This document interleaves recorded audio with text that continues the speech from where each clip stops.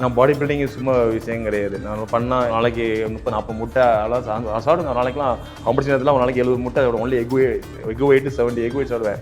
Chicken 70 egg white சாப்பிடுவேன் ஒரு நாளைக்கு. ஆமாம், ஏன்னா 100 கிலோ மசிலாக இருப்பேன். நீங்கள் அடிச்சு பாருங்க, நான் 100 கிலோ மசில் இருக்கும்போது பாருங்க அப்படி மசில் இருக்கும். இப்போலாம் ஒன்றுமே இல்லை. அந்த மசில் 100 கிலோ மெயின்டைன் பண்ணால் அவ்வளோ சாப்பிடணும், அவ்வளோ செலவு பண்ணணும், ப்ரோட்டீன் அது இது எல்லாம் சாப்பிடணும்.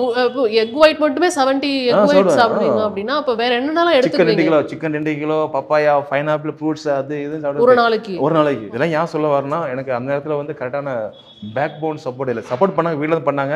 அது ஓரளவு தான் நம்ம இந்தியா லெவலில் பண்ண முடிஞ்சது. டாப் லெவலில் இன்டர்நேஷனல் வேர்ல்டு நம்பர் 1 ஆகுதுக்கு எனக்கு முடியல. காரணம் என்னோட ஃபைனான்ஷியலி பத்தளவு எனக்கு கரெக்டான ஸ்பான்சர் இல்லை. ஆனால் எனக்கு வந்து ரொம்ப ஃபீல் பட்டேன். நம்ம வேர்ல்டு வின் பண்ணி அர்னால்டு கையில் ப்ரைஸ் வாங்கணும்னு சொல்லி வரேன். ஆனால் வந்து எவ்வளோ கஷ்டப்பட்டேன். எனக்கு கரெக்டான இதனால பாடி இன்ஜுரி ஆச்சு, ஆம்ஸ்டிங் இன்ஜுரி, பேக் இன்ஜுரி எல்லாம் இன்ஜுரி ஆச்சு.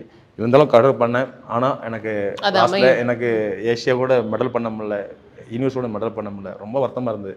நான் கரெக்டாக அந்த நேஷனல் ஃபார்ம் வந்தால் கூட நேஷனல் வேர்ல்டு மெடல் பண்ணியிருப்பேன்.